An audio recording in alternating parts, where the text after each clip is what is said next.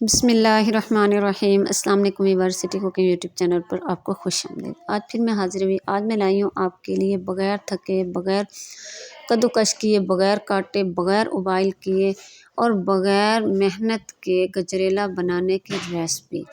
घंटों का काम आज हम करेंगे मिनटों में। तो चलते हैं, रेसिपी शुरू करते हैं। रेसिपी शुरू करने से पहले मेरी आपसे रिक्वेस्ट है, अगर आप चैनल पर नए हैं तो चैनल को सब्सक्राइब कर लें, बेल आइकन को प्रेस कर लें और वीडियो को लाइक शेयर ज़रूर किया करें। ये आपकी तरफ से हमारी हौसला अफजाई होती है। तो अब शुरू करते हैं। तो ये सबसे पहले मैंने 1.5 गिलास चावलों को लिया। इनको धो के साफ़ करके तकरीबन 2 से 3 घंटे पहले मैंने भिगो दिया था। और ये है मेरे पास गाजरें। गाजर को मैंने अच्छी तरह से छील के इनका छिलका रिमूव कर लिया और इसका ऊपर वाला पार्ट उतार के इनको मैंने अच्छी तरह से धो लिया, साफ़ कर लिया। तो अब हमने बग़ैर काटे गाजर को हम डाल देंगे कुकर के अंदर। बिस्मिल्लाहिर्रहमानिर्रहीम। तो गाजरों को हम इसी तरीके से बग़ैर कश किए और बग़ैर काटे इसको हम कुकर के अंदर डाल देंगे।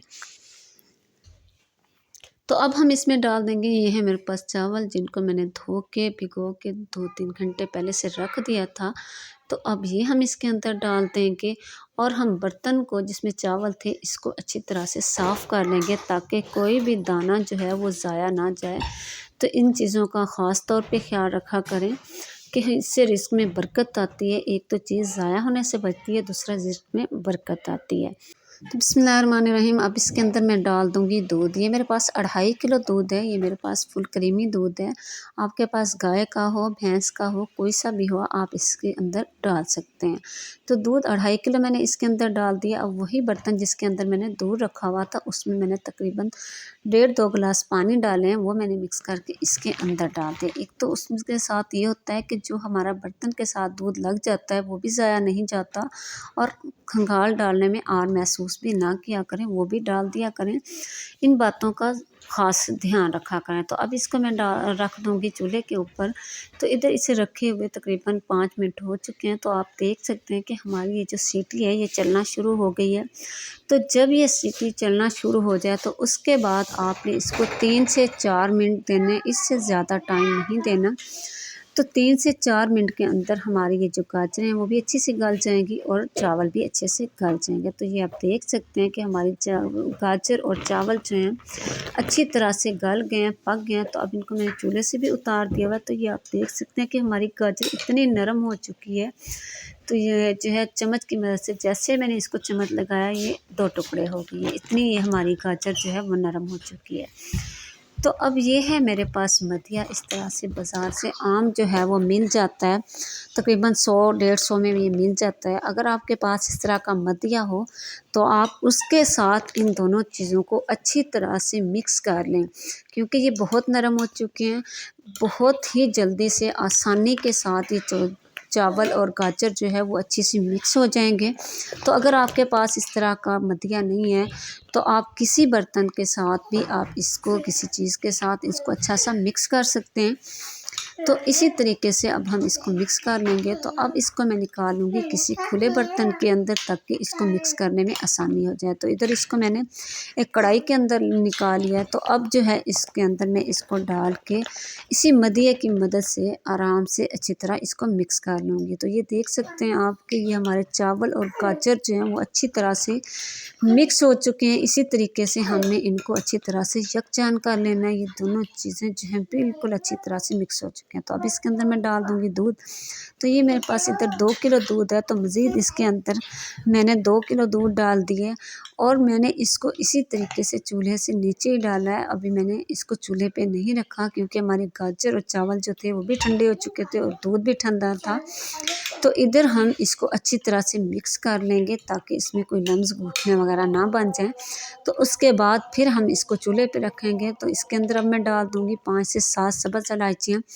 इसके साथ इसका मज़ीद टेस्ट भी बढ़ जाएगा और इसमें से बहुत अच्छी खुशबू आएगी। तो अब इसके अंदर मैं डाल दूँगी, ये है मेरे पास 1 प्याली चीनी, 1 प्याली इसके अंदर मैं चीनी डाल दूँगी।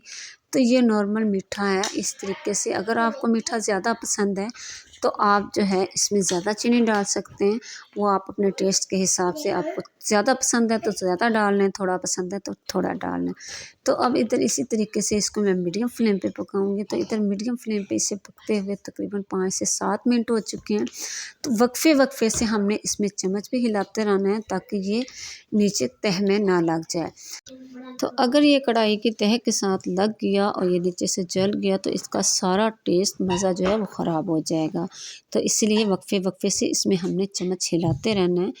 तो अब हम इसको चेक कर लेंगे कि हमारा गजरेला तैयार हो चुका है या नहीं। इस तरीके से हम एक प्लेट लेंगे, उसके अंदर हम थोड़ा सा डाल के इसको साइड पे रख लेंगे ताकि ये ठंडा हो जाए। इसको 2 से 4 मिनट तक इसी तरीके से हम रखेंगे ताकि ये देख सकें कि हमारा गजरेला तैयार हो चुका है कि नहीं। तो जब ये ठंडा हो जाएगा तो हम इसको देखेंगे। अगर ये ठंडा होने के बाद अपनी जगह पे उसी तरीके से जम गया जैसे हमने रखा था, तो समझ लें हमारा गजरेला जो है वो तैयार हो चुका है। तो अगर ठंडा होने के बाद ये फैल रहा है तो समझ लें अभी हमारा गजरेला तैयार नहीं हुआ। तो मज़ीद हम इसको 2 से 4 मिनट मज़ीद पका लेंगे। तो अब हम इसको देखते हैं। तो ये देखें जो हमने ठंडा होने के लिए रखा था गजरेला वो ठंडा हो चुका है और ये अपनी जगह पे जम गया। ये इधर उधर ये आप देख सकते हैं, ये नहीं फैल रहा। उसी तरीके पे जहाँ पे हमने रखा था ठंडा होने के बाद वो उसी तरीके पे वैसे का वैसे ही पड़ा है। तो अब तो समझ लें कि हमारा गजरेला जो है वो तैयार हो चुका है। और अगर इसी दौरान आप चैनल पर नए हैं तो प्लीज़ मेरे चैनल को सब्सक्राइब कर लें, बेल आइकन को प्रेस कर लें और वीडियो को लाइक शेयर ज़रूर किया करें। ये आपकी तरफ से हमारी हौसला अफजाई होती है। तो अब इसके अंदर मैं डाल दूँगी, ये है मेरे पास बादाम जिनको मैंने बारीक बारीक सा काट लिया था। आपको जो भी ड्राई फ्रूट्स पसंद हैं आप वो डाल सकते हैं या जो भी आपके पास मौजूद हैं आप वो डाल दें। इधर चम्मच की मदद से मैं इसकी अच्छी सी मिक्सिंग कर लूँगी। तो अब इसके नीचे मैं फ्लेम भी बंद कर दूंगी और मैं अब चलते हैं इसके फाइनल लुक की तरफ। मज़ीद हम इसको ठंडा होने के लिए रख देंगे इतनी देर तक जब तक कि ये रूम टेम्परेचर पे आ जाएगा। उसके बाद हम इसको किसी बर्तन में डाल के फ्रिज के अंदर रख देंगे ताकि ये मज़ीद ठंडा हो जाए। तो ये देख सकते हैं आप कि हमारा ये जो गजरेला है ये अच्छा सा ठंडा हो चुका है।